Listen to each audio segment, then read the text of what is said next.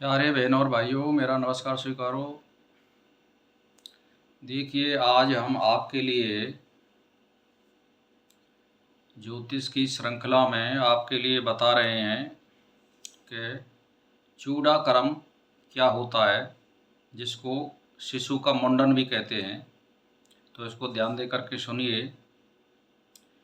कि बालकों के चौल कर्म यानी मुंडन संस्कार की यानी को उनके जन्म से तीसरे 5वें वर्ष में अथवा अपने कुल की परंपरा के अनुसार कराना चाहिए। यानी बालक जब पैदा हो जाता है और उसका जो मुंडन कर्म कराते हैं उसको चूड़ा कर्म कहते हैं, या उसको मुंडन संस्कार कहते हैं, या चौल कर्म कहते हैं। इसीलिए इस संस्कार तीसरे वर्ष में विशेष उत्तम रहता है। तो शिशुओं के प्रथम बार सिर के बाल कटवाने को संस्कृत में चौल कर्म, चूड़ा कर्म, छोर कर्म, क्षीर कर्म, पूजा कर्म या मुंडन आदि कर्म कहते हैं। जिस शिशु की माता गर्भिणी हो उस बालक का मुंडन नहीं कराना चाहिए। यानी जो बालक का मुंडन करा रहे हैं, अगर उसकी माता गर्भवती हो तो उसका मुंडन नहीं कराना चाहिए। ये विशेष ध्यान देने की बात है। यदि कोई मूर्तावश ऐसा करता है तो उस गर्भ के शिशु के लिए शुभ नहीं होता है। सामान्य यह उचित है कि शिशु की माता यदि गर्भवती हो तो उसका मुंडन न करें, परंतु यदि बालक 5वें वर्ष से अधिक का हो गया हो तो फिर बालक की माता के गर्भवती होने पर भी मुंडन कराया जा सकता है। इसमें दोष नहीं आता है। यानी अगर जैसे मान के चलिए 5 वर्ष से ज़्यादा हो गए हैं उसको और फिर वो गर्भवती है तो उसमें विशेष परिस्थिति में और विशेष मुहूर्त में उसको कराया जा सकता है। लेकिन 5 साल से पहले अगर वो गर्भवती है तो उसको कराते हैं तो वो शिशु जो पैदा होने वाला है उसके लिए अशुभता प्रकट होती है, इसलिए ना कराएं। अब इसमें क्या है, चौल कर्म में शुभ काल और तिथि बार उत्तरायण में सूर्य होने पर और गुरु और शुक्र अस्त ना हो यानी उदय हों, पूर्णिमा तथा रिक्ता 4, 9, 14 तिथियों को छोड़कर शेष तिथियों में शुक्रवार, बुधवार और गुरुवार और सोमवार के मुंडन कार्य शुभ होते हैं। तो इसमें ये मैं बता रहा हूँ, फिर आपके लिए नक्षत्र बताऊंगा कौन कौन से उसमें शुभ होते हैं नक्षत्र वगैरह। तो देखिए, नक्षत्र हैं अश्विनी, पुनर्वसु, पुष्य, ज्येष्ठा, रेवती। ये नक्षत्र मुंडन में शुभ होते हैं।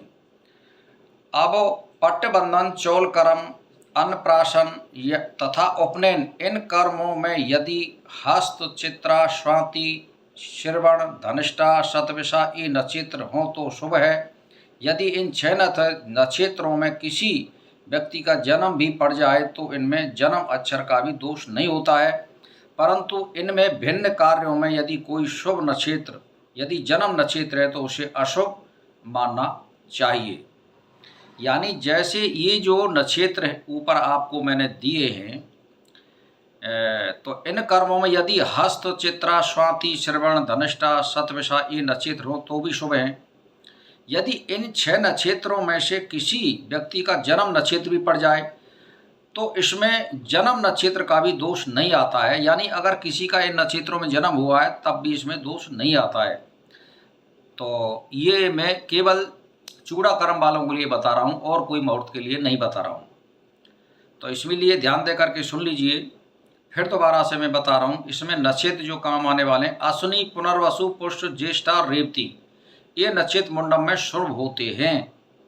और यदि इनके अलावा हस्त, चित्रा, स्वाति, श्रवण, धनिष्ठा, शतभिषा ये नक्षत्र भी शुभ होते इनमें भी आप मुंडन करा सकते हैं। कहने का मतलब यह है, इन नक्षत्रों में से अगर किसी बालक का जन्म नक्षत्र भी है तब भी इसमें करा सकते हैं, कोई दोष नहीं आता है।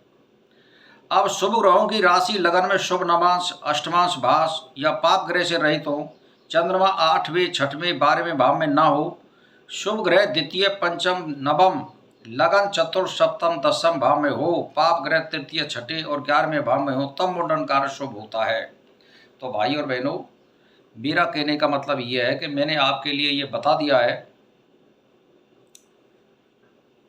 फिर एक और नियम है, निषिद्ध समय यानी संध्या काल में, भोजन के पश्चात, रात्रि में या तेला भयंग के उपरांत यानी तेल वगैरह नहीं लगाना चाहिए उससे पहले। युद्ध काल में मुंडन या छोर कर्म नहीं कराना चाहिए, इस यानी संध्या के समय में भी नहीं कराना चाहिए। भोजन करने के बाद मुंडन नहीं कराना चाहिए, बाद में भोजन करना चाहिए, पहले मुंडन कराना चाहिए। कहने का मतलब ये है, रात्रि में नहीं कराना चाहिए, तेल वगैरह लगा के भी मुंडन नहीं कराना चाहिए।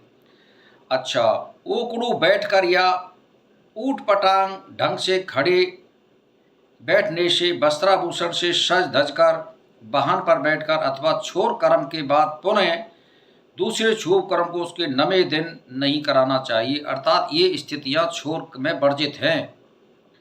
राजा लोगों को प्रति 5वें दिन कराना शुभ होता है, अन्य लोगों के लिए शुभ नक्षत्र में अपना छोर कर्म कराना अभिष्ट होता है। तो इसीलिए भाई और बहनों, मेरा कहने का मतलब ये है, मैंने ये बालकों के चूड़ा से जो संबंधित जो कर्म बताए हैं उसके अनुसार है। अब मैं आपके लिए थोड़ा ज्ञान आपके लिए देता हूँ कि मतलब लड़की का मुंडन के बारे में क्या है।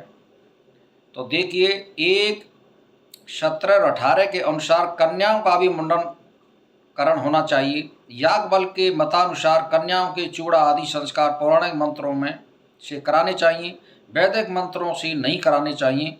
वीर मित्रोदय रचिता श्री मिश्र ने लिखा है कि कन्याओं का भी चोल कर्म होना चाहिए, यानी चूड़ा कर्म, मुंडन होना चाहिए। इसमें शिखा रखें अथवा पूरा मुंडन करें, अथवा मुंडन ना रखें, अमुंडन ना रखें, यह सब कुल परंपरा अनुसार करें।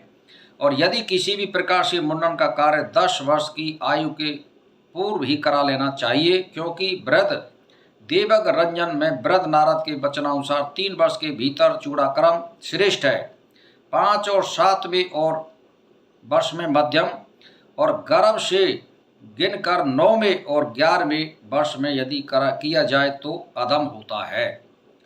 तो ये मैंने आपके लिए आपको चूड़ा कर्म से संबंधित आपके लिए मैंने युक्ति बता दी है। इसी के साथ मेरा नमस्कार स्वीकार।